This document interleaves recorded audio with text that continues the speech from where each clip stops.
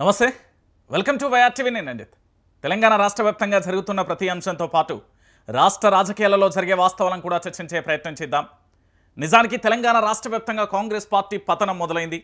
ఇక కాంగ్రెస్ పార్టీ మళ్ళీ అధికారంలోకి రాలేదు అంటూ ఆ పార్టీకి సంబంధించిన జాతీయ అధ్యక్షుడు మల్లికార్జున్ ఖర్గే చేస్తున్న మాటలతో తెలంగాణ రాష్ట్రంలో కాంగ్రెస్ పార్టీ నేతలకు చుక్కలు కనబడుతున్నాయంటే అవుననే సమాధానం వినబడుతుంది.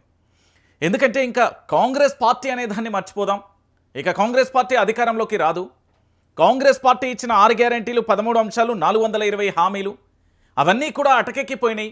ఇక తెలంగాణలో మనం చూడాల్సింది ఒకటే, ప్రాంతీయ పార్టీ అయిన బీఆర్ఎస్ వైపు చూద్దామా, లేదా జాతీయ వాదం నినాదంతో హిందుత్వం అనే ఎజెండాతో భారతీయ జనతా పార్టీ ప్రజా సమస్యలపై పోరాటంలో ఎంత వెనకబడి ఉందో మనందరికీ తెలిసిన విషయమే.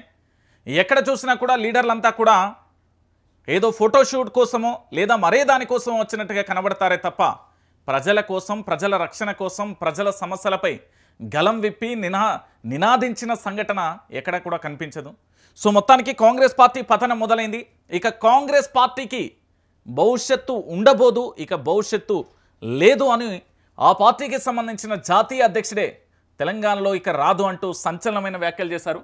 సో మొత్తానికి ఈ అంశం రాష్ట్ర రాజకీయాలలో కూడా సంచలనంగా మారిన ఎపిసోడ్గా మారింది.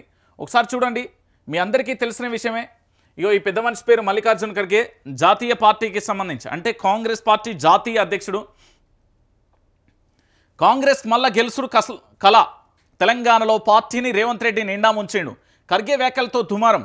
రేవంత్ను సీఎం చేసి తప్పు చేశాం. 2 నెలల్లోనే ప్రజా వ్యతిరేకత. కాంగ్రెస్ పార్టీ జాతీయ అధ్యక్షుడు మల్లికార్జున్ ఖర్గే తీవ్రమైన ఆందోళన వ్యక్తం చేసిండు. ఆయన ఏమన్నాడు అంటే, రాష్ట్రంలోని కాంగ్రెస్ ప్రభుత్వంపై ప్రజలలోనే కాదు ఆ పార్టీ నాయకత్వంలోనూ భ్రమలు తొలగిపోయాయా? 5 ఏళ్ళు కాంగ్రెస్ పార్టీ అధికారంలో ఉంటుందని, తాను సీఎంగా ఉంటానంటూ పదే రేవంత్ రెడ్డి చెప్తున్నప్పటికీ కాంగ్రెస్ అగ్రనాయకత్వం మాత్రం తెలంగాణలో మళ్ళీ గెలిచే పరిస్థితి లేదని నమ్ముతుందా? ఎందుకంటే ఆయన 10 ఏళ్ళు ఉంటా అని చాలా స్పష్టంగా కూడా చెప్తున్నారు. రేవంత్ రెడ్డి మొదటి నుండి కూడా 10 ఏళ్ళు అధికారంలో ఉంటాం, ఖచ్చితంగా కూడా 10 ఏళ్ళు, ఈ 5 సంవత్సరాలు కాదు మళ్ళీ 5 సంవత్సరాలు కూడా అధికారంలో ఉంటా అని చెప్పినప్పటికీ కూడా వాళ్ళ పార్టీకి సంబంధించిన జాతీయ నాయకత్వం నమ్మే పరిస్థితులలో లేదిక. ఏం చేస్తున్నది ఆ పార్టీ అంటే, అవునని అంటున్నది సౌత్ ఫస్ట్ ఆన్లైన్ ఎడిషన్ తాజా కథనం. ఇటీవల తనను కలిసిన కొందరు అసంతృప్త ఎమ్మెల్యేల ఎదుట కాంగ్రెస్ జాతీయ అధ్యక్షుడు మల్లికార్జున్ ఖర్గే చేసిన వ్యాఖ్యలు ప్రస్తావిస్తూ రాసిన తాజా కథనం. రాష్ట్రంలో కాంగ్రెస్ పార్టీ పరిస్థితిపై అధిష్టానం ఆందోళనను తేటతెల్లం చేసింది అంటూ కూడా చూడొచ్చు. అయితే ఖర్గేకు సంబంధించి ఎందుకు నిరాశ వ్యక్తం చేసిండు, ఖర్గే నిరాశ వ్యక్తం చేయడానికి ప్రధానమైన కారణాలేంటి, ఎందుకు ఖర్గే ఈ విధంగా మాట్లాడిండు అనే అంశానికి సంబంధించి ఒక 4 అంశాలు మాత్రం ప్రధానంగా కూడా ఆయన చెప్పినట్టుగా తెలుస్తుంది. ఎందుకంటే కాంగ్రెస్ పార్టీ జాతీయ నాయకత్వానికి సంబంధించి జాతీయ అధ్యక్షుడు మల్లికార్జున్ ఖర్గే ఇక తెలంగాణలో భవిష్యత్తు కాంగ్రెస్ పార్టీ అధికారంలోకి రాదు, అది కలగా మిగిలిపోయింది, అది ఒక భ్రమ అంటూ చాలా స్పష్టంగా తన దగ్గరికి వచ్చిన తెలంగాణ అసంతృప్తి ఎమ్మెల్యేల ఎదుట మాట్లాడిన మాటలవి. రేవంత్ రెడ్డిని సీఎం చేసి తప్పు చేశాం, 2 ఏళ్లలోనే ప్రజాస్వామ్యంలో ప్రజా వ్యతిరేకత ఇంత దారుణంగా మూటగట్టుకోవడం చరిత్రలో కాంగ్రెస్ పార్టీ ఎక్కడా కూడా చూడలేదు. ఇటు అధిష్టానం అంటే జాతీయ నాయకత్వం అయిన మేము కూడా చూడలేకపోతున్నామనే ధోరణి చాలా స్పష్టంగా కూడా కనబడింది. అయితే ఇందులో ఒక 4 అంశాలు మాత్రం తెర మీదకి వచ్చాయి. ఆ 4 అంశాల కథ ఏంది, ఆ 4 అంశాలకు సంబంధించి ఏం జరుగుతుంది అనేది కూడా ఒకసారి కులంకషంగా కూడా మనం చర్చిద్దాం. ఎందుకంటే కాంగ్రెస్ పార్టీకి సంబంధించి కథ ముగిసిందా అంటే అవుననే సమాధానం వినబడుతుంది. ఎన్నికలకు ముందు ఇచ్చిన హామీలను అమలు చేయడంలో వైఫల్యం చెందింది. ఈ ఎన్నికల ముందు కాంగ్రెస్ పార్టీ ఏం చెప్పింది మీ అందరికీ తెలిసిన విషయమే కదా. కాంగ్రెస్ పార్టీ నిజంగా కూడా ఓటమి, ప్రజలలో వ్యతిరేకత మూటగట్టుకోవడానికి ఒకటే ఒక కారణం అండి. వీళ్ళు ఏం చెప్పిళ్ళు అంటే 100 రోజులు అన్నారు. ఈ 100 రోజులలో పూర్తి స్థాయిలో కూడా చాలా స్పష్టంగా 100 రోజులలో 6 గ్యారెంటీలు అమలు చేస్తాం. కాంగ్రెస్ పార్టీ మేనిఫెస్టో ఏదైతే ఉందో ఆ మేనిఫెస్టోను ఒక భగవద్గీత, ఒక ఖురాన్, ఒక బైబిల్లా సంబోధిస్తూ, ప్రస్తావిస్తూ, ఉచ్చరిస్తూ చాలా సభలలో వీళ్ళు మాట్లాడారు. మళ్ళీ ఇంకొకటి ఏంటంటే, ఈ 6 గ్యారెంటీలు 13 అంశాలు ఏవైతే ఉన్నాయో కదా, ఈ 6 గ్యారెంటీలకు సంబంధించి 13 అంశాలు, 420 హామీలు ఏవైతే ఉన్నాయి కదా, ఈ హామీలకు సంబంధించి కూడా చాలా స్పష్టంగా ఏమని చెప్పిల్లు అంటే 100 రోజులలోనే నెరవేరుస్తాం, 600 అయినా 100 101 అయినా కూడా 100 రోజులలో నెరవేర్చి తీరుతామంటూ కూడా చాలా సందర్భాలలో చెప్పిల్లు. ఇంకా లోతుగా మనం ఆలోచిస్తే ఏంది అంటే డిసెంబర్ 9వ తారీఖు ఇగో గిట్ల పోయి గట్ల బ్యాంకులలో రుణమాఫీ జరుగుతుంది, రుణమాఫీ జరగగానే మీరు కొత్త రుణాలు కూడా తెచ్చుకోవచ్చని ప్రజలను ఒక రకంగా హిప్నాటిజం చేసిండు, రైతులను హిప్నాటిజం చేసిండు ఆనాటి విపక్ష నేత రేవంత్ రెడ్డి, నేటి ముఖ్యమంత్రి. సో ఈ 6 గ్యారంటీలు 13 అంశాలు 420 హామీలు 100 రోజులలో నెరవేరుస్తామని చెప్పి ప్రజలకు టోపీ పెట్టి ప్రజల్ని మోసం చేసి ప్రజలకు వాగ్దానం చేసి ఆ వాగ్దానాన్ని నిలబెట్టుకోకపోవడంతో పూర్తి స్థాయిలో ప్రజలు చాలా భయంకరంగా కూడా వ్యతిరేకతను కాంగ్రెస్ పార్టీ మీద మూటగట్టుకున్నారు. ఇక ఇంకొక అంశం ఏంటంటే రెండో అంశం, 2 ఏళ్లలో కాంగ్రెస్ పాలనపై ప్రజలలో పెరిగిన వ్యతిరేకత, అసంతృప్తి. దీనికి చాలా కారణాలు ఉన్నాయి, ఒక కారణం అని నేను చెప్పలేను. ఎందుకు అంటే కాంగ్రెస్ పార్టీ అధికారంలోకి వచ్చిన తర్వాత 2 సంవత్సరాలలో చాలా భయంకరమైన వ్యతిరేకత మూటగట్టుకోవడానికి కొన్ని బలమైన కారణాలు కూడా ఉన్నాయి. ఏంటి అంటే మీ అందరికీ తెలిసిన విషయమే, కాంగ్రెస్ పార్టీ అధికారంలోకి వచ్చిన తొలి నాళ్లలో ఒకటి విపక్ష పార్టీ అయిన బీఆర్ఎస్ పార్టీ మీద కేసులు నమోదు చేయడం, దాంతోపాటు బీజేపీ పార్టీని తన ఖాతాలో వేసుకోవడం అంటే ఒక విపక్ష పార్టీ 10 సంవత్సరాలు అధికారంలో ఉన్న పార్టీ దాని మీద అనేక రకాలుగా కాళేశ్వరం ప్రాజెక్ట్ అని, ఫార్ములా ఈ రేస్ అని, లేకపోతే గొర్రెల స్కామ్ అని, బర్రెల స్కామ్ అని, ఆ స్కామ్ అని, ఈ స్కామ్ అని అనేక రకాలుగా ఆరోపణలు చేసేళ్ళు. వీళ్ళ చేసిన ఏ ఆరోపణ కూడా నిరూపితం కాలే, అది నిజం కాలేదనేది తెలంగాణలో ఉన్న 4 కోట్ల మంది ప్రజలకు కూడా సమజైపోయింది. సో ఇక్కడ జరిగిన అంశం ఏంటి, రేవంత్ రెడ్డి అనే వ్యక్తి అబద్ధాన్ని ప్రచారం చేసింది, కాంగ్రెస్ పార్టీ అబద్ధాలను ప్రచారం చేసింది అనేది తేట తెల్లమైపోయింది. దాని తర్వాత ఇంకొకటి ఏం జరిగింది, వీళ్ళు కాంగ్రెస్ పార్టీ నిర్ణయాలు ఎట్లుంటాయంటే నిర్ణయాలు మనిషిని బ్రతకలేక సంపలేక. ఏదో సినిమాల ఐసీయూలలో పేషెంట్ ఉంటే బ్రహ్మానందం పోయి ఆ స్విచ్లు ఆన్ చేస్తూ ఉంటే ఆఫ్ చేస్తూ ఉంటే ఆక్సిజన్ తీసుకోవడం, మళ్ళీ ఆన్ చేయగానే రిలీఫ్ కావడం, ఇవన్నీ కూడా మనం జరుగుతాయి. ఆఫ్ చేస్తూ అంటే ఆన్ చేస్తారు. సేమ్ తెలంగాణలో కూడా ప్రజలను ఆ విధంగా ఈ ప్రభుత్వం చాలా రకాలుగా ఇబ్బందులు పెట్టింది. దాంట్లో భాగంగా మీ అందరికీ తెలిసిందే, మొదటి నుంచి నిరుద్యోగులకు సంబంధించిన హామీ అన్నారు, నిరుద్యోగులకు ఉద్యోగ అవకాశాలు అన్నారు. ఈ నిరుద్యోగులకు వైపు కనీసం కన్నెత్తి కూడా చూడని పరిస్థితి కనబడింది. వాళ్ళు ధర్నా చేస్తే వాళ్ళని అరెస్టు చేయడం, కేసులు పెట్టడం, ఆమరణ నిరాహార దీక్ష చేస్తే హాస్పిటల్కు వెళ్ళడం, వాళ్ళ కుటుంబాలను బెదిరించడం, భయభ్రాంతులకు చేయడం, దాంతోపాటు యూనివర్సిటీలలో విద్యార్థులను ఏకతాటి మీదకి రాకుండా అనేక రకాలుగా కుట్రలు కుతంత్రాలు చేయడం, పోలీసుల సామ్రాజ్యాన్ని ఏర్పాటు చేయడం, ఎక్కడికక్కడ నియంతృత్వ పాలన ధోరణి వైపుగా వెళ్ళిపోయిన పరిస్థితి కనబడుతుంది. అది యువత ఎక్కడ కూడా దాన్ని స్వాగతించలే, కన్నెర్ర చేసింది యువత. ఇది ఇక్కడ ఉన్నది. ఇక దీంతో పాటు ఇంకొక అంశం ఏంటంటే నిరుద్యోగుల పని అయిపోయింది. ఇక రైతులు అంటే మీ అందరికీ తెలిసిన విషయమే, ఏ దిక్కు చూసినా ఏ వైపు చూసినా కారు మబ్బుల చీకటి వచ్చినా కూడా అలుముకున్నా కూడా తాను నమ్ముకున్న భూమి కోసం ఈ భారతదేశంలో ఉన్న ప్రతి బిడ్డకు బుక్కెడు భూవ అందించడానికి జై జవాన్ జై కిసాన్ అంటూ నినాదం అయితే ఉంటుంది. ఆ నినాదం ప్రకారం భూమిని నమ్ముకొని పనిచేస్తున్న రైతులకు సంబంధించి ఏం చెప్పిలు, రుణమాఫీ అన్నారు, దాంతోపాటు పెట్టుబడి సాయం గోవింద, దాంతోపాటు కనీస మద్దతు ధర వడ్లకు, సన్న వడ్లకు, దాంతోపాటు 500 బోనస్, ఇలా చెప్పుకుంటూ పోతే కాంగ్రెస్ పార్టీ చేసిన మోసాలు ప్రజలు చాలా క్లారిటీగా కూడా ఈ దొంగల మాటలు నమ్మి మోసపోయాను, ఈ దుర్మార్గుల మాటలు నమ్మి మోసపోయాను, ఇకనైనా మనం మేల్కోపోతే మనం కటకటాల పాలు కాదు అంతకంటే దౌర్భాగ్యమైన పరిస్థితికి వెళ్ళిపోతామంటూ ఇక్కడ ఒక అంశం తెర మీదకి వచ్చింది. ఇక ఇది ఇట్లుంటే ఇక మరో అంశం ఏంటంటే సోషల్ మీడియా. దీని పవర్ ఏంది అంటే మీరు ఆలోచించకపోయినా AK-47 కంటే పవర్ఫుల్, అణుబాంబు కంటే పవర్ఫుల్ ఈ సోషల్ మీడియా. ప్రపంచవ్యాప్తంగా ఎక్కడున్నా కూడా ఒక సమాచారాన్ని తన కండ్ల ముందు జరిగిన ఏదైనా ప్రభుత్వం యొక్క తప్పిదం కానీ దుర్మార్గం కానీ లేదా ఈ సమాజంలో జరుగుతున్న ఏ అసాంఘిక కార్యక్రమమైన ఒక్కసారి వీడియో తీసి పోస్ట్ చేస్తే క్షణాలలో లక్షల మంది మిలియన్ల మందికి చేరువయ్యే ఒక సాధనం అది.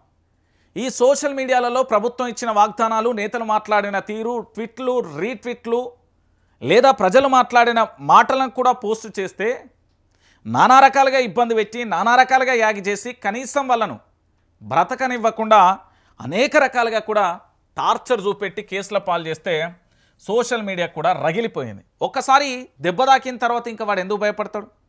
వీళ్ళు ఏం చేస్తారో చేసుకో, తెగబడి తెగించి కొట్లాడడానికి నాడు తెలంగాణ ఉద్యమం ఉంటే ఈరోజు తెగబడి కండ్ల ముంగట ఎట్లా అంటే ప్రాణం పోయినా పర్వాలేదు కానీ ఊకునేదే లేదు, బస్తీమే సవాల్ అన్నట్టుగా అయిపోయిన పరిస్థితి కనబడుతుంది. అయితే ఇదే అంశానికి సంబంధించి ఒక్కసారి నేను మన 3 రంగుల జెండా వచ్చి సింహమూలే కదిలిండి అనేది మీరందరూ విన్నారు కదా. సో అదే అంశానికి సంబంధించి పాటను ఒక ఆయనే చాలా అద్భుతంగా పాడిండు. ఒకసారి మీకు అది వినబెట్టే ప్రయత్నం చేయండి. ఒక్కసారి మీరు ఈ పాటన రాలే బిడ్డ కూసున్న సీటు 2 సూటి కేసులు ఇచ్చి తెచ్చుకున్న రవేటు ఊటుకు నూటంటూ నువ్వు ఉరికిన నాడు గుర్తుకొస్తే నీకు ఉంటదిరా నీపై వేటు తెలంగాణను అమ్మి సోని అమ్మకిస్తారా అన్ని భూములు కబ్జా చేసి రాహుల్కిస్తా ఊకూకనే రాలే బిడ్డ కూసున్న సీటు 2 సూటి కేసులు ఇచ్చి తెచ్చుకున్న రవేటు ఊటుకు నూటంటూ నువ్వు ఉరికిన నాడు గుర్తుకొస్తే నీకు ఉంటదిరా నీపై వేటు తెలంగాణను అమ్మి సోని అమ్మకిస్తారా అన్ని భూములు కబ్జా చేసి రాహుల్కిస్తా ఊకూకనే రాలే బిడ్డ. ఆయన పాటనే అంటే సోషల్ మీడియా పవర్ ఏందనే చెప్తున్నాం. చాలా వరకు చాలా రకాలుగా ఇబ్బంది పెట్టే ప్రయత్నం చేయొచ్చు కానీ నేనేమంటున్నానంటే ఎన్ని రకాలుగా ఇబ్బందులు పెడితే అన్ని రకాలుగా కూడా ఆరితేరుతారు. యుద్ధంలో యుద్ధ సైనికులు ఎంత వాళ్ళ యొక్క శక్తి సామర్థ్యాలను ఉపయోగించి అనేక రకాలుగా కూడా అన్ని శక్తి సామర్థ్యాలను కలగట్టుకొని పోరాటానికి సిద్ధమవుతారో గట్లనే అయిపోయింది. ఈ సోషల్ మీడియా పవర్ తెలియకనో అసలు రాష్ట్ర ముఖ్యమంత్రి రేవంత్ రెడ్డి సీఎం అయిందే ఈ సోషల్ మీడియా. వీళ్ళు పోయి రోడ్ల మీద ధర్నా చేయలే, రాస్తారోకో చేయలే, మైకులు పట్టుకొని అరుచుడు తప్ప ఇంకా పెద్ద తెలంగాణలో పీకిందంటే ఏం లేదు. కాంగ్రెస్ పార్టీ వాళ్ళు ఓపెన్గా చెప్పాలంటే వీళ్ళు 2014 నుంచి 2018 వరకు గూట్లవన్నారు. వీళ్ళు కనిపించలే, ఆచూకే లేదు. వీళ్ళు ఇంకా అప్పటి ప్రభుత్వానికి సంబంధించి జీ హుజూర్ అన్నట్టుగానే ఉన్నారు. ఎందుకంటే అప్పుడు వీళ్ళ కథలు మామూలుగా ఉన్నాయి, వీళ్ళ సిట్టాంతి ఉండే. 2018 నుంచి 2022 వరకు కూడా పూర్తి స్థాయిలో వీళ్ళు చేసింది ఏమో లేరు. ఏడో ఓ అమ్మ ఉన్నావా అంటే ఓ అయ్యా ఉన్నా అన్నట్టుగానే బలికీలు తప్ప వీళ్ళు తెలంగాణలో ఎక్కడా కూడా కాంగ్రెస్ పార్టీకి సంబంధించి పెద్ద ఉద్యమాలు చేసింది, పీకింది, పొడిచింది ఏం లేదు. తెలంగాణలో రాష్ట్ర ముఖ్యమంత్రి యనుమల రేవంత్ రెడ్డి ముఖ్యమంత్రి కావడానికి ప్రధానమైన ఆయుధం, ప్రధానమైన వనరు ఏదన్నా ఉంటుందో అదే సోషల్ మీడియా, డిజిటల్ మీడియా. గింతే నేను చెప్తున్నా కదా, సోషల్ మీడియా మీద మాత్రమే ముఖ్యమంత్రి అయ్యిండు యనుమల రేవంత్ రెడ్డి. అంతకుమించి ఆయన అయ్యిందేం లేదు. ఎక్కడ అది నాకు ఏకుమేకైతుంది అనుకున్నాడో ఏమనుకున్నాడో కానీ ఒక్క నిర్ణయం ఆయన జీవితాన్ని తలరాతను మార్చేసింది. ముఖ్యమంత్రి కానుండి మొదలు పెడితే ఇప్పుడు ఆయన వార్డ్ మెంబర్గా పోటీ చేసినా గెలిచే పరిస్థితులలో లేడు. అట్లా అయిపోయింది ఆయన పరిస్థితి, అట్లా అయిపోయింది. సోషల్ మీడియా పవర్ తెలియక, సోషల్ మీడియా డిజిటల్ మీడియా యొక్క పోరాటం తెలియదో ఏం తెలియదో నాకు తెలియదు కానీ ఆయన మొత్తం కూడా అట్టర్ ఫ్లాప్ అయిపోయిన పరిస్థితి కనబడుతుంది. ఇక మొత్తానికి 2 ఏళ్ల పాలన మీద ప్రజలలో పెరగడానికి వ్యతిరేకత సోషల్ మీడియా ఒకటే కాదు, ఇంకొకటి ఏంటంటే తప్పుడు నిర్ణయాలు. ఏంది హైడ్రా తీసుకొచ్చిళ్ళు, సరే హైడ్రా తీసుకొచ్చి ధనవంతులేదు గుల్చేసి ఇలాంటి లేదు, పేదల వెంబడి పడ్డరు. ఎట్లా అంటే కసాయి గొర్రెను నమ్మినట్టుగా అంత దారుణంగా కూడా వెంటాడి గుల్చేస్తారు ఈ హైడ్రా. ఇంకోటి లగచెర్ల అనే ఘటన చూసిళ్ళు, ఈ లగచెర్లకు సంబంధించిన ఘటన చూసిళ్ళు. ఆఖరికి గురుకుల స్కూళ్ళకు సంబంధించి ఈ గురుకులాలలో విద్యార్థులు ఎట్లా చనిపోయిలో చూసిళ్ళు. దాంతోపాటు ఆ RRRకు సంబంధించి భూ నిర్వాసితులకు సంబంధించి ఇంకా దాంతోపాటు ఇంకా అడుగు ముందుకేస్తే ఈ పరిశ్రమలకు సంబంధించిన వాటాల విషయంలో కానీ లేదా భూములకు సంబంధించి పూర్తి స్థాయిలో బెదిరించడం కావచ్చు, భూములను ఎక్కడికక్కడ కబ్జాలు చేయడం కానీ ఇట్లా చూసుకుంటూ పోతే తెలంగాణ రాష్ట్ర వ్యాప్తంగా వీళ్ళు కల్లోలం సృష్టించారు. ఒక రకంగా చెప్పాలంటే కుక్కలు జంపిన ఇస్తారాకు చేసేసి తెలంగాణ. ఒకే ఒక్క మాటలో చెప్పాలంటే ఇది నా మాట కాదు, ప్రజల మాట. ప్రజల దగ్గర మైకులు పెడితే వాళ్ళు మాట్లాడితే ఆ మాటలు వినడానికి కూడా కుయ్యి మొర్రో అని వేసుకోవడానికి కాదు, మొత్తం బీఫ్లు కూ అని వేసుకుంటూ పోవాలి.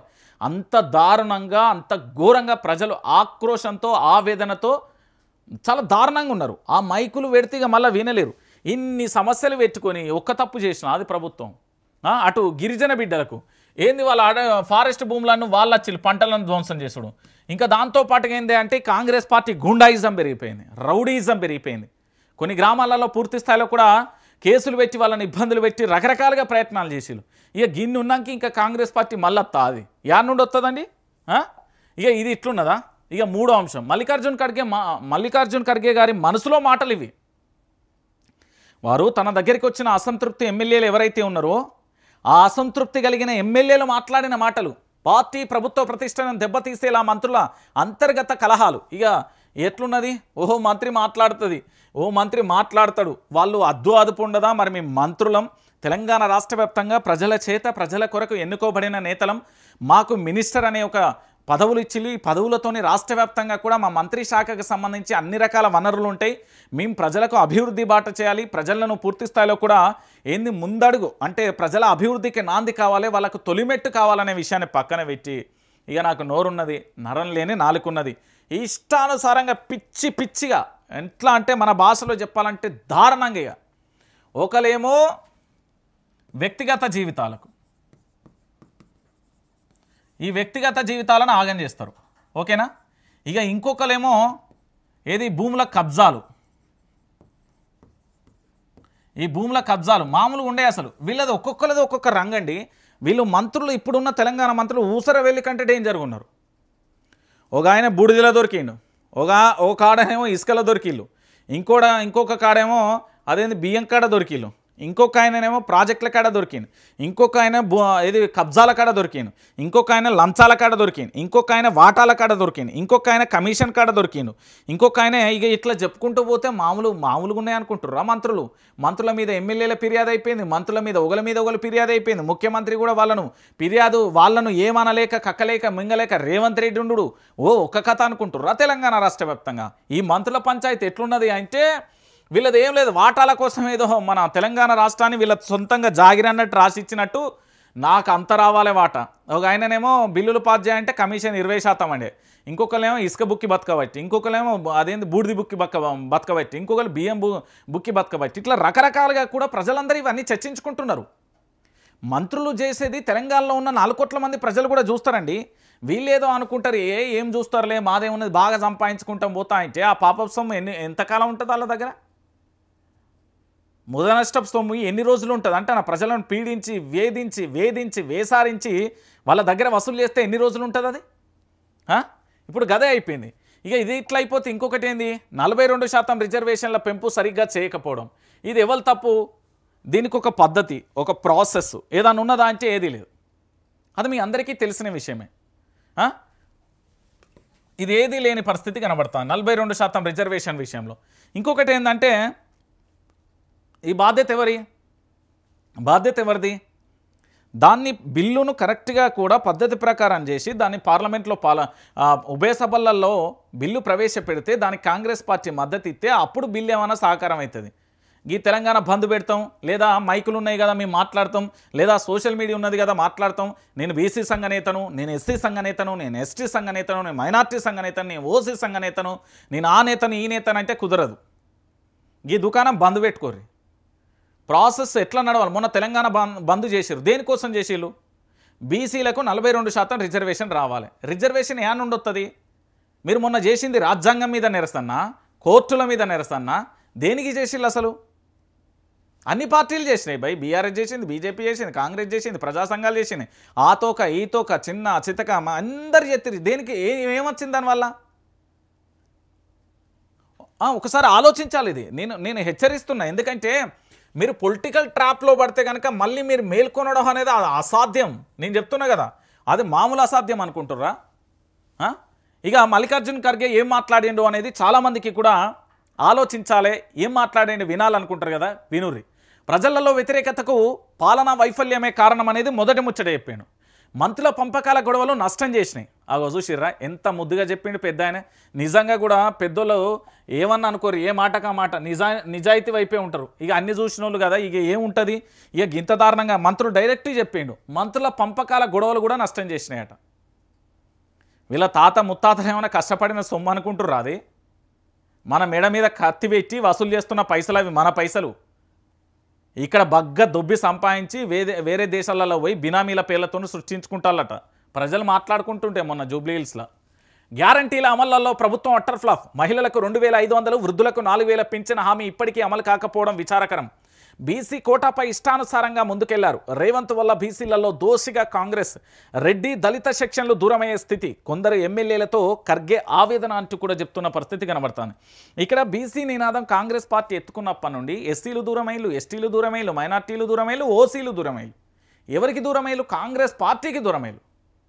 ఎవరన్నా అంటే ఏముంటుంది? కాంగ్రెస్ పార్టీ అధికారం, రెడ్డి సామాజిక వర్గం.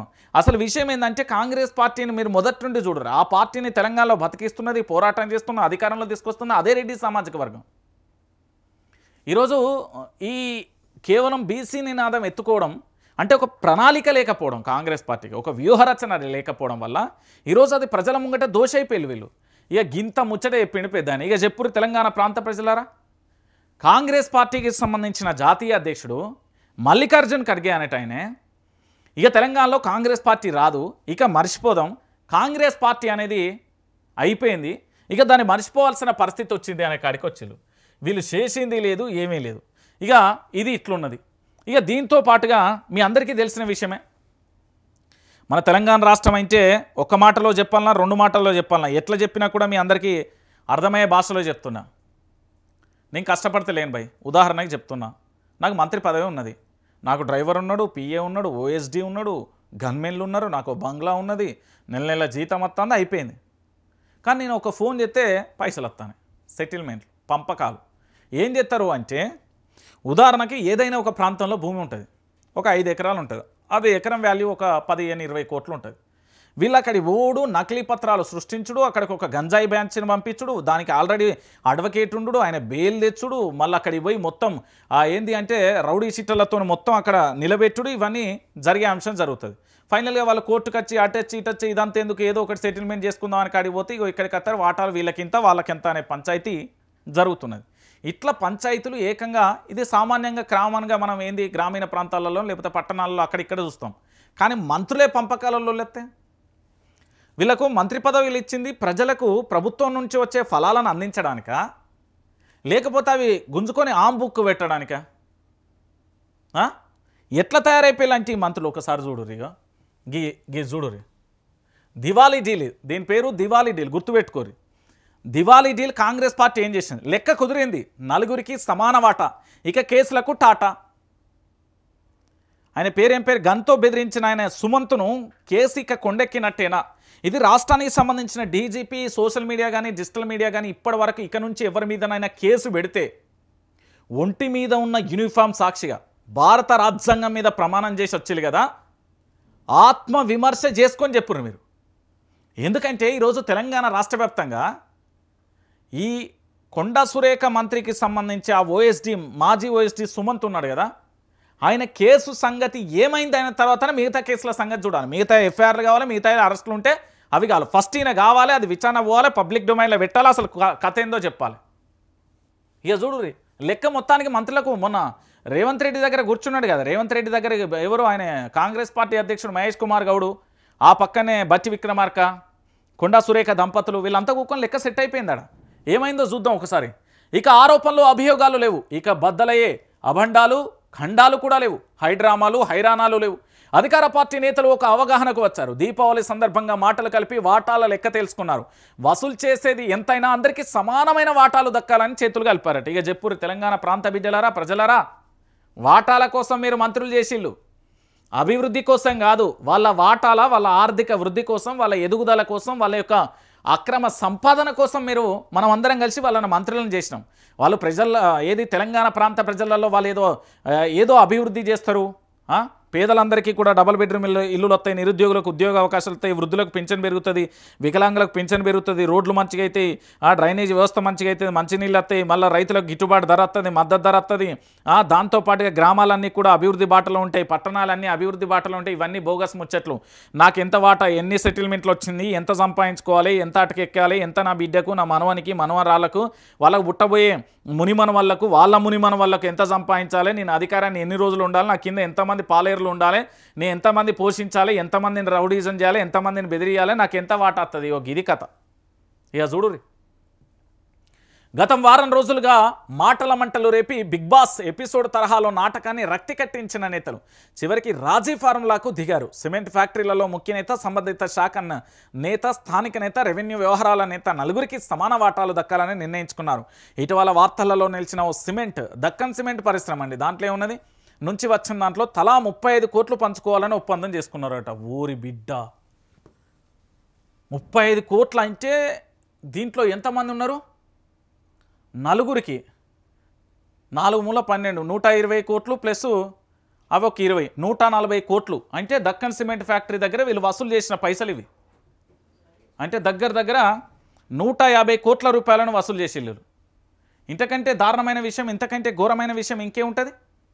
ఒకసారి ఆలోచించాల్సిన ముచ్చటిది. ఎందుకంటే తెలంగాణ ప్రాంత బిడ్డలారా మీరు అందరూ కూడా ఆలోచించండి. 35 దాదాపుగా 150 కోట్ల రూపాయలు వసూలు చేసిళ్ళు.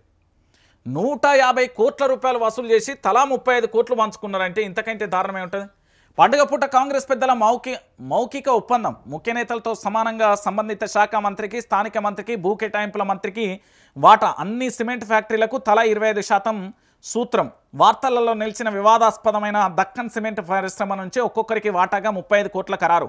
గంతో బెదిరించిన సుమంత్ కేసు ఇక కొండెక్కినట్టే అయిపోయింది. అంటే దాదాపుగా తెలంగాణలో ఉన్న ప్రతి ఒక్కరు కూడా ఆలోచించాల్సిన విషయం ఏంటంటే 150 కోట్ల పంచాయతీ ఇది. అంటే నలుగురికి వాటాలు తక్కువలో ఈ నలుగురికి వాటాలు ఇచ్చిర్రంటే ఏ రేంజ్లో వీళ్ళ ఆందాని ఉండాలి? అంటే ఇది ఒక్కటే మనం చూస్తున్నాం. తెలంగాణలో దాదాపుగా మీరు ఆలోచించండి, ఎంత లేదన్నా ఒక 140 కోట్లు అయితే వసూలు చేసిల్లు కదా ఈ దక్కన్ సిమెంట్ ఫ్యాక్టరీ నుంచి. దక్కన్ సిమెంట్ ఫ్యాక్టరీ నుంచి 150 కోట్లు వసూలు చేసిల్లంటే ఇక వీళ్ళ వాటా దాదాపుగా ఒక్కొక్కరికి 35 కోట్లు అంటే నలుగురికి 140 కోట్ల రూపాయలను ఒక సిమెంట్ ఫ్యాక్టరీ నుండి వసూలు చేసిల్లు. కామన్గా బీఆర్ఎస్ పార్టీ అధికారంలో ఉన్నప్పుడు వాళ్ళకు రెడ్ కార్పెట్ పలికి మంచిగా గొడుగుతోని స్వాగతం పలికితే వీళ్ళు ఏం చేస్తారంటే వాళ్ళ జేబులలో ఉన్న పైసలని గుంజుకొని వాళ్ళనే బెదిరించి వాళ్ళనే భయపెడుతున్న పరిస్థితి కనబడ్డదిగా. ఎందుకు ఈ నలుగురికి వాటా తెలుసా? అసలు ఆ శాఖ మంత్రి ఎవరు? ఆమెకు ఆ మంత్రికి 35 కోట్లు. ఆడ స్థానిక మంత్రి ఎవరు? ఆయనకు 35 కోట్లు. ఆ తర్వాత భూమి కేటాయించిన మంత్రికి 35 కోట్లు. ఇక ఆయన పర్మిషన్ ఇచ్చింది కాబట్టి ఆయనకు 35 కోట్లు. అంటే 140 కోట్ల రూపాయల పంచాయతీ జరిగింది. దివాళీ ఫెస్టివల్ సందర్భంగా ఈ తెలంగాణలో జరిగిన అద్భుతమైన సెటిల్మెంట్ ఏదైనా ఉన్నది అంటే బిగ్ డీల్ ఎంత ఉన్నదంటే 140 కోట్ల పంచాయతీ ఇది. ఇక ఇప్పుడు చెప్పురి, రాష్ట్ర రాజకీయాలలో సంచలన సృష్టించిన మంత్రి కొండా సురేఖ ఓఎస్డీ సుమంత్ వ్యవహారం కొండెక్కినట్టేనా? పారిశ్రామికవేత్త కనత మీద తుపాకీ పెట్టిన కేసులో పోలీసుల హల్చల్ అంతా ఉత్తదేనా? సుమంత్తో పాటు కొండా మురళి మీద కూడా అస్మన్ యాక్ట్ ప్రయోగిస్తామని భయపెట్టిన పోలీసులు ముఖ్య నేతలు కంటి సైగతో వెనక్కి తగ్గారా? సిమెంట్ ఫ్యాక్టరీల వాటాల కోసం ఇదంతా రాద్దంతా నడిచిందా? పండుగ పూట పెద్దలంతా కూర్చొని వాటాల ఒప్పందం చేసుకున్నారా? ప్రతి సిమెంట్ ఫ్యాక్టరీలో ముఖ్య నేత, సంబంధిత శాఖ మంత్రి, స్థానిక మంత్రి, భూ కేటాయించిన మంత్రికి అందరికి కలిపి తలా ఇంత వాటా 25% వాటా ఇవ్వాలని ఫిక్స్ అయిపోయేట. ఇక చూడరు వాటాల పంచాయతీ. దివాళీకి బిగ్ డీల్ కాంగ్రెస్ పార్టీ చేసుకున్న అద్భుతం. ఇక ప్రజలారా ఇక చూడరు తలా 30 పంచుకోవడానికే వీళ్ళను మంత్రులు చేసినట్టున్నది. ఇంకేముంటుంది? ఇక వీళ్ళని భజన చేస్తున్న సన్నాసులు ఇప్పటికైనా వాళ్ళ భుజ స్కంధాల మీద మొత్తం వదిలేసేది. మీ భుజాల మీకెళ్ళి తోసేస్తే వాళ్ళు పోయి అదేంది హుస్సేన్ సాగరో లేకపోతే మూసీల్లో పడాలి. ఇక వాళ్ళకి భజన చేసి బంద్ చేయరు. కాంగ్రెస్ పార్టీ అంటే ఎట్లా తయారైంది, ఎంత దరిద్రంగా ఉన్నదో చూడరి. లెక్క కుదిరింది. గంత దారుణమా? ఇది ఎక్కడి పంచాయతీ, ఇదేం కథ? ఇక కాంగ్రెస్ పార్టీ తెలుసు కదా, షెయి గుర్తు ఇది నామం పెడుతుంది మనకు. షెయి గుర్తు నామం పెట్టేస్తుంది. ఇప్పుడు ఏంది అంటే కాంగ్రెస్ పార్టీకి సంబంధించి మీ అందరికీ కూడా తెలియాల్సిన విషయం ఏంది అంటే తెలంగాణలో మీరు ఎక్కడికి వెళ్ళినా ఏడి పోయినా కూడా ఒక విషయం క్లారిటీ రావాలి. తెలంగాణ రాష్ట్ర వ్యాప్తంగా కూడా చాలా స్పష్టంగా కూడా మనందరికీ తెలియాల్సిన విషయం ఏంటంటే ఈ నామాలు పెట్టేసి మీరు ఎప్పుడు కూడా నమ్మకూరు. ఎందుకంటే తెలంగాణ రాష్ట్ర వ్యాప్తంగా ఎటువైపు చూసినా ఒకటే అంశం కనబడుతుంది. ఏడ చూసినా కూడా ఇదే అంశం కనబడుతున్న పరిస్థితి కనబడుతుంది. ఏంటిది? నామం పెడుతున్నది. ఈ పార్టీ ఎందుకు నామం పెడుతున్నది, ఏం కథ అంటే ఒకసారి మీ అందరికీ చెప్పే ప్రయత్నం చేస్తాం. కాంగ్రెస్ ప్రభుత్వ తీరుకు నిరసనగా జూబ్లీహిల్స్ ఎన్నికలలో సామూహికంగా నామినేషన్లు దాఖలు చేసేందుకు వచ్చిన ఫార్మా బాధితులు సర్కారుపై తిరుగుబాటు బాహుట. జూబ్లీహిల్స్ బరిలో సబ్బండ వర్ణాలు. నామినేషన్లకు పోటెత్తిన బాధితులు ఒకే రోజు 180కి పైగా నామినేషన్లు. పోరులో RRR, ఫార్మా రైతులు, నిరుద్యోగులు, రిటైర్ ఉద్యోగులు, మాలలు, మైనారిటీలు కూడా బరిలోకి. కాంగ్రెస్ ప్రభుత్వంపై వ్యతిరేకతకు అద్దం పడుతున్న నామినేషన్ల పర్వం. ఉమ్మడి రాష్ట్ర చరిత్రలో కని విని ఎరగని స్థాయిలో ప్రభుత్వ వ్యతిరేకత అంటూ కూడా చూసిన పరిస్థితి కనబడుతుంది. ఒకే ఒక్కరోజు సింగిల్ డే 24 గంటలు కాదు 12 గంటలలో 180 నామినేషన్లు వేసిల్లంటే ఈ ప్రభుత్వాన్ని ప్రజలు ఎంత తూర్పారబడుతున్నారు, ఎంత తన్ని తరిమి కొట్టే ప్రయత్నం చేస్తున్నారో, ఒక్కొక్కరు ప్రభుత్వానికి ముచ్చెమటలు పట్టించడానికి బరిలో దిగుతున్నారో ఆలోచించరు. 180 నామినేషన్లు ఒకే ఒక్కరోజు. అందులో ఫార్మా రైతులు ఉన్నారు, ట్రిపుల్ ఆర్ రైతులు ఉన్నారు, నిరుద్యోగులు ఉన్నారు, రిటైర్డ్ ఉద్యోగులు ఉన్నారు, మాలలు ఉన్నారు, మైనారిటీలు ఉన్నారు. అందరు ఎందుకు? ఈ కాంగ్రెస్ యొక్క చెత్త పరిపాలన చూడలేక, ఈ నేతల వాటాల పంపకాలను చూడలేక వధుబాబోయ్ కాంగ్రెస్ పార్టీ ఇక నమస్తే పెడదామనే కాడికి వచ్చిన పరిస్థితి కనబడుతుంది. తెలంగాణలో ఇప్పుడు జోరందుకున్న ముచ్చటిది. ఎందుకు ఈ కాంగ్రెస్ పార్టీ, ఎవరి కోసం ఈ కాంగ్రెస్ పార్టీ, ఎవరిని పెంచి పోషించడానికి ఈ కాంగ్రెస్ పార్టీ, ఇలాంటి పార్టీ నాకెందుకు అనే కోణంలో ఉన్నది అంటే ఒక్కసారి మీరందరూ కూడా ఆలోచించండి. కాంగ్రెస్ పార్టీ ప్రజల రక్తాన్ని తాగుతున్నది కాబట్టి అదే ప్రజలు వచ్చేసి భూమిని నమ్ముకున్న రైతు వచ్చాడు, భూమిని సాగు చేస్తూ జీవితాలను కుటుంబాలను తన ఏది వారసత్వ భూమిని నమ్ముకున్న వాళ్ళు వచ్చేలు, ఏది ఉద్యోగ అవకాశాల కోసం పోరాటం చేసిన వాళ్ళు వచ్చేలు, రిటైర్డ్ ఉద్యోగాలు చేసి ప్రభుత్వ సర్వీసులలో ప్రభుత్వానికి సాయం చేసిన వాళ్ళు వచ్చేలు, దాంతోపాటు చిన్న చూపు చూసి పెద్ద చూపు చూసి ఇబ్బందికరంగా గురి చేసిన వాళ్ళు అందరూ వచ్చేసి ఒకే ఒక్కరోజు 180 నామినేషన్లు వేసి బిడ్డ ఇది మా సత్తా, ఇక వద్దు నీ కాంగ్రెస్, నువ్వు హస్తం చూపెట్టకు, tata bye bye Congress, bye bye bye bye tata tata bye bye bye అని తెలంగాణ ప్రాంత ప్రజలకు చెప్పు. కానీ ఇక నేను నమ్మే పరిస్థితులలో లేదు, నమ్మకం కూడా పోయింది అనే కాట తిరుగుబాహుట ఎగరవేసిళ్ళు ప్రజలు. అందుకే ప్రజలతో పెట్టుకుంటే ఏదైనా చిత్తైపోతుంది, ఏ రోజుకైనా ఎప్పటికైనా చిత్తు కాగితంలా మిగలాల్సిందే. ఇప్పుడు జరిగిన ప్రధానమైన ఎపిసోడ్ ఇది. ఇక దీంతో పాటుగా మీ అందరికీ తెలిసిన విషయమే ఏది యోగిది. ఇది ఎప్పుడన్నా చూసిర్రా అన్న, ఏనన్నా చూసిరా అన్న, ఏం కట్టమన్నా ఇది, ఏం కట్టం? కన్నతల్లి కాళ్ళు మొక్కపోతుమే. ఒకసారి నేను ఒక మాట చెప్తున్నా, కన్న తల్లిదండ్రులకు దేవుడికో మాత్రమే కాళ్ళు మొక్కుతాం, వాళ్ళకే దండం పెడతాం. ఎందుకు పెడతాం? జన్మనిచ్చినందుకు కన్న తల్లిదండ్రుల రుణం తీర్చుకోలేం కాబట్టి, ఏ కష్టం వచ్చినా ఏ బాధ వచ్చినా ఆ దేవుడికి చెప్పుకుంటాం కాబట్టి మనిషి యొక్క ఆలోచన, మనిషి యొక్క నేచర్ ఇది. ఇది ప్రకృతితో ముడిపడి ఉంటుందా ఎట్లా అనే విషయాన్ని పక్కన పెడితే, వీళ్ళు ఒకసారి ఇక్కడ చూడుర్రి, ఇల్లు పింఛన్ ఇయ్యండి బాంచన్, కాంగ్రెస్ ఎమ్మెల్యే కాళ్ళ మీద పడి దివ్యాంగురాలు మొర అంటూ చూడొచ్చు. మాటలు రాని చెవులు వినపడని ఓ దివ్యాంగురాలు తోట మంజుల భర్త 2 ఏళ్ల క్రితం గుండెపోటుతో మృతి చెందడంతో మహబూబాద్ జిల్లా రాయకుంటలో ముసలి తల్లి 8 ఏళ్ల కూతురుతో కలిసి ఉంటున్నది. 2 ఏళ్లుగా పెన్షన్ రావడం లేదని వాపోయింది. ఇందిరమ్మ ఇల్లు మంజూరు చేయాలని కోరుతూ మంగళవారం గ్రామానికి వచ్చిన ఎమ్మెల్యే కోరం కనకయ్య కాళ్ళ మీద పడి వేడుకుంటున్న పరిస్థితి కనబడతాను. ఇక ఇంతకంటే దుర్మార్గం, ఇంతకంటే దారుణం ఇంకొకటి ఏముంటుంది చెప్పుర్రి? ఈ తెలంగాణలో భారత రాజ్యాంగం అమల్లో ఉంది, ఇక్కడ ప్రజాస్వామ్యం ఉంది. ప్రభుత్వం ఏవైతే ఫలాలు అందిస్తుందో అదన్నీ ప్రజలకు చేరుతాయి, ప్రజలందరూ కూడా వాటిని తీసుకుంటున్నారు, సంతోషపడుతున్నారు అని చెప్తున్నారు. కానీ వాస్తవం ఇది కాదు కదా, రియాలిటీ ఇది. ఎందుకంటే కాంగ్రెస్ పార్టీ వచ్చిన తర్వాత కొన్ని జీవితాలలో ఇప్పుడు ఇంట్లో ఆడపిల్ల ఉంటుందండి, మొగదిక్కు లేకపోతే వాళ్ళకి పింఛన్ మీదే ఆధారం కదా. కొంతమంది వృద్ధులు ఉంటారు, వారు ఇంకా పని చేయలేరు కదా, వాళ్ళు పింఛన్ మీదే కదా బతకాల్సింది. మరి ఈరోజు ప్రభుత్వం అధికారంలోకి వచ్చిన తర్వాత కాళ్ళ మీద పడి మొరపెట్టుకుంటా ఉంటే కనీసం ఎందుకు స్పందించలేదు? ఈ ప్రభుత్వానికి చిత్తశుద్ధి లేదా? ప్రభుత్వానికి ఎందుకు ఇట్లా తయారైంది? ప్రభుత్వం కనీసం ఆలోచించదా అండి? అరే బాంచన్ దండం పెడతా కాళ్ళు మొక్తా అని కాళ్ళ మీద పడి వేడుకునే దుర్మార్గమైన పరిస్థితి ఎందుకు వచ్చింది? ప్రభుత్వం ఎందుకు ఇవ్వట్లేదు? అధికారులు ఏం చేస్తున్నారు? గడ్డి బీక్తున్నారా? ఏం చేస్తున్నారు? అరే ఎమ్మెల్యే కాళ్ళ మీద పడాల్సిన దుస్థితి ఎందుకు వచ్చింది? ఆ తల్లి బాధ, ఆ బిడ్డ బాధ, దివ్యాంగురాల బాధ వర్ణాతీతం అండి. ఆ ఇంట్లో ఎవరైనా, ఎవరింట్లోనైనా మగదిక్కు ఉన్నా లేకున్నా కూడా ప్రభుత్వం నుండి వచ్చే సాయం వస్తే కొద్దిగా సపోర్ట్ ఉంటుంది. ఆర్థిక భారం విషయంలో కానీ ఇతరత్ర కానీ ఎదుగుదలకు బాగుంటుంది. కానీ పరిస్థితి ఎట్లుండదో మీరే చూడు. ఇక ఇంతకంటే దారుణంగా ఇంకేముంటుంది? ఇంకేం చేయలేని పరిస్థితి కనబడుతుంది. తెలంగాణలో ఉన్న పరిస్థితి గిట్లున్నది. ఇగో గి చూడురి, మీరు ఇది చూసిల్లా? ఇది ఎంత ఘోరమైన విషయం. ఆసుపత్రిలో మందు గోళీలు లేవు, సిబ్బందికి 6 నెలలుగా జీతాలు లేవు, పేదోళ్ళ ఆరోగ్యం అంటే రేవంత్కు లెక్కలేదు, బస్తీ దవాఖానలో పట్టించుకుంటలేడు, ఆరోగ్యశ్రీ బకాయిలు చెల్లిస్తలేరు, పేదలకు ఉచిత చికిత్స అందుతలేదు, రివ్యూ చేసే తెలివి ముఖ్యమంత్రికి లేదా? బస్తీ బాటలో బీఆర్ఎస్ నేతల వ్యాఖ్యలు అంటూ కూడా చూస్తున్న పరిస్థితి కనబడుతుంది. నిన్న ఇదే బస్తీ దవాఖానలో మన ఎవరు క్రిషాంక్ వెళ్ళిండు. క్రిషాంక్ వెళ్ళినప్పుడు ఎక్స్పైరీ అయిపోయిన గోళీలు ఉన్నాయట. అంటే మీ అందరికీ తెలిసిన విషయం కదా, డేట్ అయిపోయిన గోళీలు, మందులు, మనం వేసుకునే మందులు ఉన్నాయట. ఇంతకంటే దారుణం, ఇంతకంటే దుర్మార్గం ఇంకేముంటుంది ఈ తెలంగాణలో? అంటే ఎట్లున్నది, ఏం కథ అనేది కూడా మీరు ఆలోచించాల్సిన విషయం. ఇక ఇంకొక విషయానికి వెళ్తే, ఇది చూసిర్రా చాలా మంది చాలా రకాలుగా మాట్లాడుకుంటున్నారు. కేసీఆర్ కల్వకుంట్ల చంద్రశేఖరరావు తెలంగాణ ఉద్యమ రథసారథి, 14 సంవత్సరాల నిరంతరాయ పోరాటం, ఒక రాష్ట్రాన్ని సాధించిన యోధుడు, 10 సంవత్సరాల పాటు తెలంగాణను అభివృద్ధి పదంలో ప్రగతి పదంలో నడిపిన నాయకుడు. మళ్ళీ ఇలాంటి అద్భుతమైన బంగారు తెలంగాణ పరిపాలన ఇక చూడలేమని ప్రజలు కూడా అందరూ కూడా మళ్ళీ కేసీఆర్ రావాలి, అలాంటి పరిపాలనే కావాలని ఎదురు చూడాల్సిన క్షణాలు ఎందుకు వచ్చినాయి? కాంగ్రెస్ ప్రభుత్వ అసమర్థత పాలన వల్ల.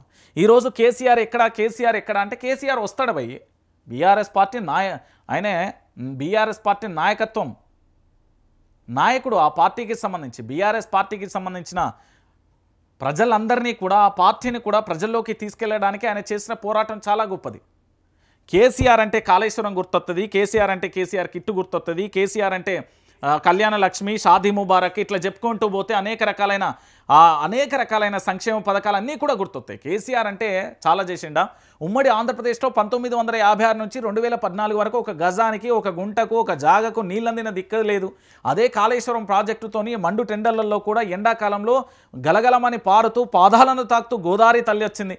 ఇంకో పక్కన ఇదే కేసీఆర్ వల్ల కాళేశ్వరం ప్రాజెక్టు ఒకటే కాదు, ఎక్కడైనా గిరిజన ప్రాంతాలలో లేదా పేద మధ్యతరగతి కుటుంబాలకు సంబంధించి ఆడబిడ్డ పెళ్లి చేయాలంటే షాదీ ముబారక్ అని, కళ్యాణ లక్ష్మి అదే బిడ్డకు పెళ్లి చేసిన తర్వాత మళ్ళీ పౌష్టిక పోషణ ఆహారం కావాలంటే కేసీఆర్ కిట్ ఇచ్చిళ్ళు. అదే బిడ్డ మళ్ళీ చదువుకోవాలంటే గురుకుల పాఠశాలలు ఇచ్చిళ్ళు. మళ్ళీ అదే బిడ్డ పూర్తి స్థాయిలో కోచింగ్లకు ఫ్రీ కోచింగ్లు, SC ST BC minority OC అంటూ ఫ్రీ కోచింగ్లు ఇచ్చిళ్ళు. మళ్ళీ దాని తర్వాత ఏం చేసిళ్ళు? వాళ్ళందరినీ పూర్తి స్థాయిలో ఉద్యోగ కల్పన కూడా చేసిరు. హైదరాబాద్ను బ్రాండ్ ఇమేజ్గా మార్చేసి హైదరాబాద్లో పూర్తి స్థాయిలో కూడా మంచి చదువు అందించేసి ఇక్కడ ఉద్యోగ కల్పన కూడా చేసిన అనేక పరిశ్రమలు వచ్చినాయి. ఒక పరిశ్రమ, 2 పరిశ్రమల ఇట్లా చేసిన ఈ గొప్ప వ్యక్తిని పట్టుకొని పూర్తి స్థాయిలో కేసీఆర్ ఎప్పుడు వస్తారు? కేసీఆర్ వస్తే తట్టుకునే దమ్ముందా? కేసీఆర్ వస్తే చూసే దమ్ముందా? ఇసుక వేస్తే రాలనంత మంది మీరు మళ్ళొక సమ్మక్క సారలమ్మ జాతర మహాకుంభమేళను తలపించేలా ఉంటుంది. ఎందుకంటే ఈ ప్రభుత్వం మీద విసికి వేసారిపోయి ఈ ప్రభుత్వాన్ని చూడాలంటే అసహించుకుంటున్నారు. ఈ ప్రభుత్వాన్ని పరిపాలన వద్దు అనే కాడ ఎంత విసిగిపోయిలు ప్రజలు అంటే ఒకసారి మీరు అందరూ ఆలోచించాలి దయచేసి. నేను ఎందుకు చెప్తున్నా అంటే కేసీఆర్ వస్తాడు. కేసీఆర్ను చూసైనా మనం జూబ్లీహిల్స్ ఎన్నికల్లో బీఆర్ఎస్ పార్టీ అభ్యర్థి ఉండేది ఆడ మాగంటి సునీత, ఆమెను గెలిపించుకోవాల్సిన బాధ్యత ప్రజలందరికీ ఉంది. ఎందుకు అంటే అది ఆకస్మిక మరణం, హఠాత్ మరణం ఆల్రెడీ గెలుపొందిన అభ్యర్థాడ. ఇంకొకటి ఏంటంటే గతంలో కరోనా సమయంలో ఎక్కడో ఒక కార్పొరేటర్ మరణిస్తే అక్కడ పోటీ చేయకుండా బీఆర్ఎస్ దూరంగా ఉన్నది, ఆ అభ్యర్థిని బలపరిచిల్లు. అది కదా రాజకీయంగా ఉండాల్సిన మానవత్వ కోణాలు. ఇంకొకటి ఏంటంటే ఇక్కడ మాగంటి గోపీనాథ్ చనిపోతే కొందరు మంత్రి పదవులు వచ్చినాయని సంబరాలు చేసుకున్నాడు. తోటి సభ్యుడు చనిపోయిందన్న కనీసం ఆలోచన లేకుండా మాగంటి గోపీనాథ్ తరపున ప్రచారం చేయడానికి కేసీఆర్ రావడమే కాదు, వాళ్ళ కుటుంబం తరపున ఆడబిడ్డకు భరోసాగా ఉండడం కాదు.